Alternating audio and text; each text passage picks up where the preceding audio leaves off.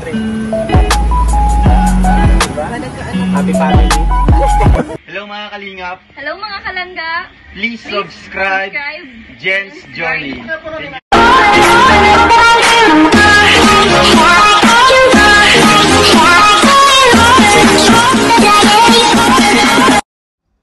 Good morning mga kalingap at mga kalangga. Welcome back to my YouTube channel, Jen's Journey. So for today's video, syempre, magre-reaction po tayo sa vlog ni, syempre, kay Kuya Val Santos Matubang. So ayan, but before that, syempre, wag po natin kalimutan suportahan Kuya Val Santos Matubang, Ate Edna Vlogs, Kalinga Prab, at syempre buong team Kalinga, especially Ruel Malalag, Rachel Morales Vlog, Daddy Donut TV, Kuya Red Noveno, and syempre Ate Lorne TV, Kuya Brooks Vlog, and of course ang ambassador ng Davao, syempre Rhea Olarte, Make Agnes Vlog, and syempre Kalingap Tudo, Kalingap Angelique, Kalingap Baby Girl, and syempre John Lendon Official, and of course ang ambassador ng Gumaka, J Morello Vlogs, Kalingap Lydia, ayan, Villares TV, and syempre Kalingap Jose, Kalingap Taray Papsi, Kalingap Gilbert, Kuya Kens, syempre Mara 77, Kalingap Rose, Kalingap Vilma, Lori D. Magalpok, marami pa pong iba, Brother Pass. Supportan po natin ang buong team Kalingap sa paraan po ng ating panonood, para na din po tayo nakatulong sa ating kapwa. And syempre, don't skip us para mas malawak pa po yung pagtulong nila. And syempre, eto na nga, eto na nga na makaka-relate na naman tayo. Speaking of family problem, eto na naman tayo, no? So, ayan, reaction ko lang po to. Ito yung pong vlog ni Kalinga, Kuya Val, no? Kuya Val Santos Matubang. Hindi pa po nakapanood ng full video, watch nyo po ang part 1 and part 2 sa vlog po ni Kuya Val Santos Matubang. Ayan, ito pong nanay na single mom na, nasira po yung pamilya, kumbaga naghiwalay. Scout po to ni Kuya Brooks. So, itong lalaki, ito pala yung singer na kumakanta dun sa live ni Kuya Brooks. Na maganda yung boses. Shoutout po sa'yo, Kuya. So, ito na nga. So, pinanood ko yung part 1, no, na pinuntahan siya ni Kuya Val na in-interview yung babae. So, kasi kahapon yung premiere sa yung part 2, no. So, yun, dun ko nalaman natin na naghiwalay sila. May 4 po silang anak. May maliit pa, no? Pero yung panganay is 17 years old. So, kahit ganun, kailangan pa din ng kalinga po ng isang ina at pag-aalaga. So, bakit sila naghiwalay? Yun ko hinanap yung reason. Bakit sila naghiwalay? So, yun, nalaman natin. At actually, napaiyak si ate. Napaiyak si ate sa lungkot siguro or sa hirap, no? Kasi kaya sila naghiwalay kasi nananakit daw po yung asawa niya. Yun po yung pinakasaklap, no? Yun po yung pinaka-worst. Kaya ni-reaction ko po to kasi ito po yung pinaka-hate ko sa lahat. Ito po yung pinaka-hate ko sa lahat, kaya until now hindi pa po ako nag-asawa ulit. Ito po yung kinakatatakutan ko, no? So, sabi ni ate, nananakit, magaan yung kamay. Siguro, yung tao kasi, yung babae, hindi yan mag-give up ng ganun kadali kung hindi yan nasasaktan, kung hindi sobra-sobra na pong pagtitiis na nagawa po niya. Isipin nyo, may 4 silang anak, pero nag-give up siya, maghiwalay, na hindi niya alam paano niya buhayin yung mga anak niya. Wala siyang trabaho. Andyan po yung mga kapatid, kapamilya na sumusuporta, pero alam po natin, hindi po panghabang buhay. Kasi mga bata nag-aaral pa po. Si ate walang trabaho. So, nai-realize ko, no, naisip ko nung ako din, nag-give up sa asawa ko. Na anak ako isa, abuti ngayon sa akin, isa lang, no. Hindi ko alam paano ko bubuhayin, paano ko pakakainin araw-araw, paano ko painumin kung nauuhaw. Talagang wala akong alam. Basta ang sa akin, no, gusto kong pring buhay. Ayokong magulong buhay. So, siguro kakayanin ko to. So, kaya po nang sabi ni ate, kailangan niya magpakatatag para sa mga anak niya. Pero, syempre, yung hope niya. Sana maisip nung asawa niya na kahit sa mga bata man lang. Kasi, sabi niya, napakahirap. Ang sabi niya doon ako napaluan sa sinabi niya na napakadiling sabihin na maghiwalay tayo. Napakadaling sabihin. Pero, sabi niya, kung andyan ka na sa sitwasyon, mahirap din po pala. Totoo po yun. Totoo po yun, mga kaglangga, mga kalingap. Totoo po yun. Kasi ramdam na ramdam ko po yun. Ganyan din po ako noon. ang daling isipin mag-decide, kaya ko to, ayoko ng ganito, ayoko ng ganitong buhay. Pero that time hindi mo maisipan na may anak ka, na kailangan mong buhayin, kailangan panindigan yung obligasyon mo. Which is ganyan yung naramdaman ni ate, na naramdaman ko din siya. Kasi ako noon, talagang think positive lang ako. Nung andun na ako sa sitwasyon, nung andyan na yung mga trials, no, na hirap ka na. Talagang nasasabi ko rin sa sarili ko, akala ko ganun kadali. Akala ko ganun kadali ang buhay. Hindi pala ganun kadali, lalo na't may anak ka. Kasi ang iniisip mo, hindi na lang sarili mo, kundi iniisip mo anak mo na lang lahat eh. So, talagang napaluha ko kay ate kahapon, kaya ni-reaction ko to. Siyempre, talagang totoo po. Hindi po madali. Napakahirap po magiging isang single mom. Pero yun nga, kailangan magpakatatag, sabi niya. Totoo po yun. At kailangan din natin magpatuloy sa buhay. At siyempre, gawin nating inspirasyon yung mga bata para po tayo magpatuloy. So, yung pong hope niya, no, although nakikita na, kaya po napuntahan to ni Kuya Bal kasi gusto din parang nagsisi din yung lalaki, yung asawa niya na scout ni Kuya Brooks. So, eto naman, no, sa akin naramdaman ko si nanay, parang sabi ni Kuya Bal na pagbatiin sabi ni Kuya Bal, kung may chance pa ba, kung sakaling makita nila yung asawa, although alam na nila, no, pero dinrama na lang. Sabi ni ate, para for the sake sa mga anak niya. Kasi mahirap daw. Talagang mahirap. Sabi niya, sana maalala niya kahit yung mga bata. Totoo po yun, no? So, ang kayate, para sa mga anak niya, pero may isang pero siya. Doon ko siya naramdaman ng sobra. Na sinabi niya na kaya niyang patawarin. Kaya niyang tanggapin ulit. Alang-alang po sa mga anak niya kasi sobrang hirap nga po siya kasi wala siyang trabaho.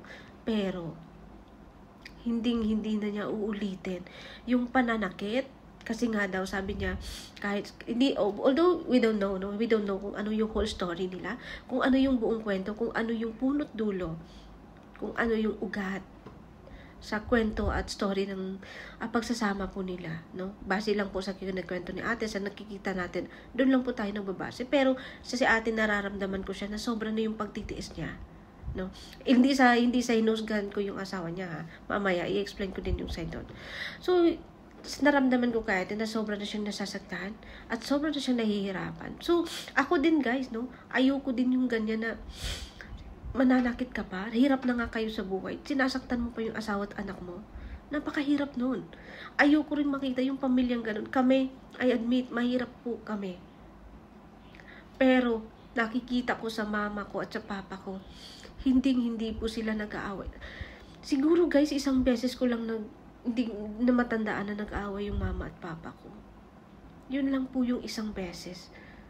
Pero hindi naman po worse kasi lasing si papa nun. Inaway ni mama. Yun lang talaga. Yun yung motivation ko eh. Yun yung motivation ko na hindi ayoko mangyari sa akin. Gusto ko ganyang pamilya na kahit mahirap, andyan yung pagsasama nyo, masayang pagsasama, respeto sa bawat isa, lalo na po sa mga anak.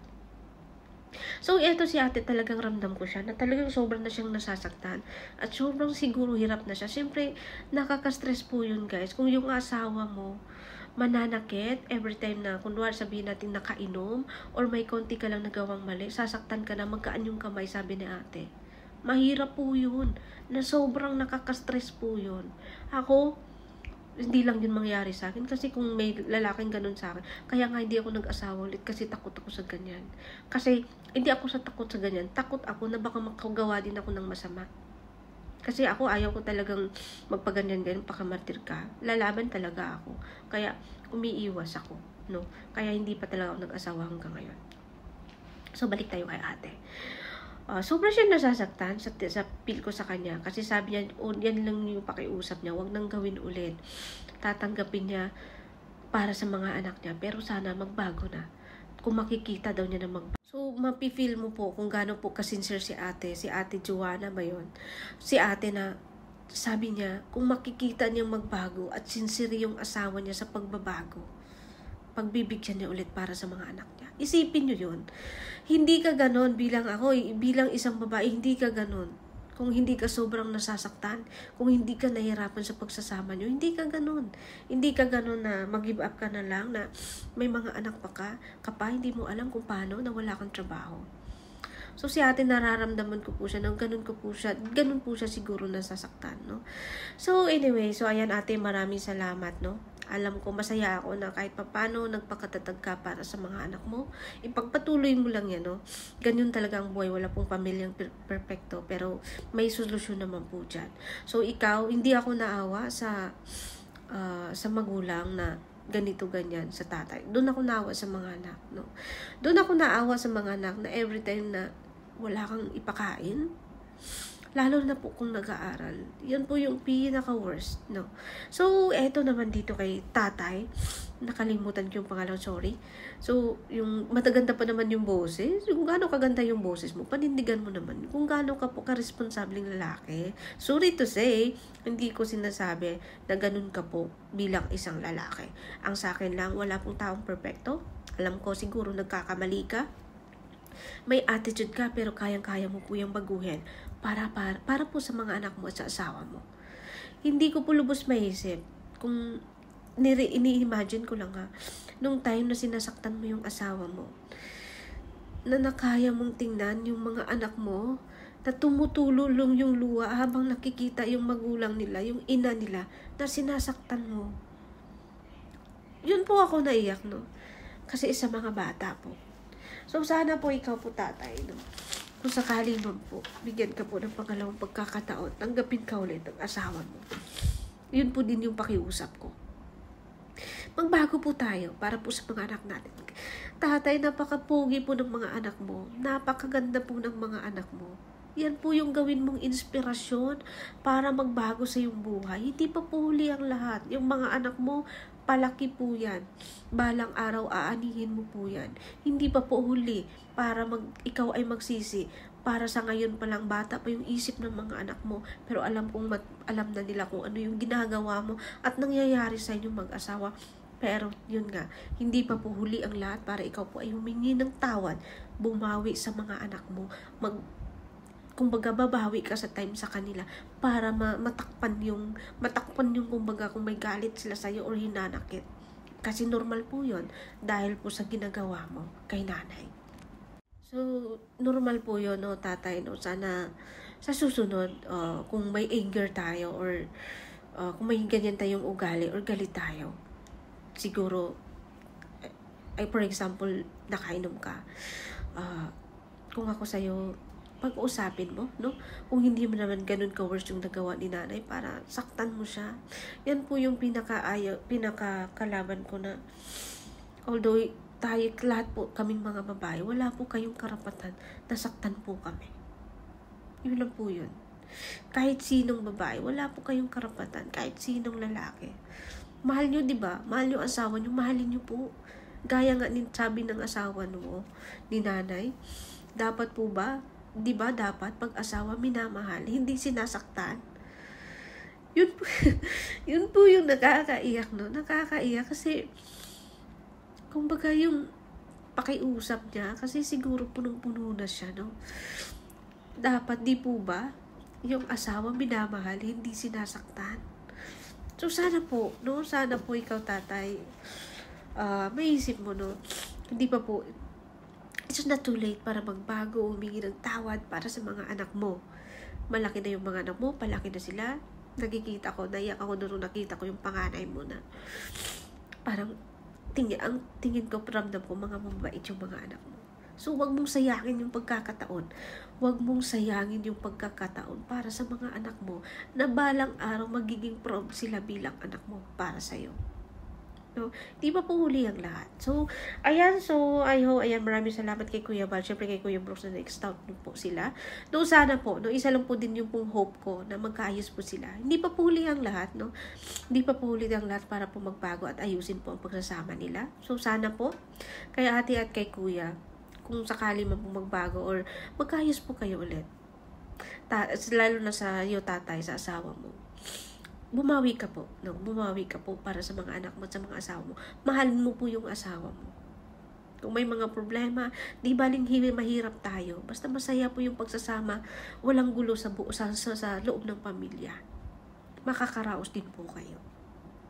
Bata pa kayo, no? So, ayun lang po sana, no? Huwag na pong ulitin, tatay, kasi masama po yan.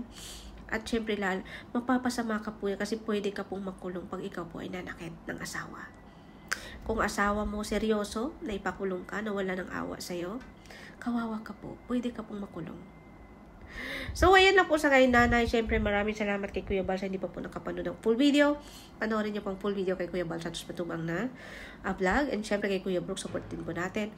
And of course, sa hindi pa po nakasubscribe sa akin, please subscribe my journey. Please subscribe my channel, Jen's Journey. Sa hindi pa po nakasubscribe sa akin, please follow my journey. Subscribe my channel, Jen's Journey, and like, comment, and share sa aking mga vlog. And of course, click the notification bell para lagi po yung updated sa aking mga upload. So, pasensya na kayo. Sobrang emotional. Maluluha ako sa mga ganitong sitwasyon. No? Maluluha talaga ako. Basta about life na. So, pasensya kayo. Siyempre, nanay and tatay, hangad namin na maging okay kayo para po sa mga anak ninyo. Kasi kawawa po yung mga bata. Ang isipin na lang po natin, for the sake po sa mga anak po natin. Yan po yung gawin nating priority po. So, although si nanay wala namang problema, kasi yun nga, handa siyang magbigay ng another chance para po sa mga anak niya. So, ayan, Kuya Bal, no? Maraming salamat po sa tulong po ninyo. Siyempre, kay Kuya Brooks, and of course, buong team Kalingap. Support po natin silang lahat, guys. So, and syempre, shoutout sa Kalingap Watchers. Ayan, support po natin ang kanilang mga reaction. And of course, shoutout sa team ko, Johnny Team Sugod. Syempre, sa team Rochelle USA. So, andyan po sila Ate Ana Hanley. Ayan, sila Tita Heidi Misaw sa Tita Peng. Tita Carmen Luma, Roland Marlos Channel, Iron Jamago. And syempre, si Ma'am Dawn. So, support po natin sila, guys, no? Ayan, hanggang dito na lang po yung reaction natin. And syempre, kay Mrs. Hai, all the way from Japan. Shoutout po sa'yo, Mrs. Hai. Just keep going, be happy, no? So, ayan, nandito lang po kami para, tawag nito, magpasaya po sa inyo minsan. So, ayan, maraming salamat. And syempre, hanggang dito na lang. Have a great day, everyone, and goodbye.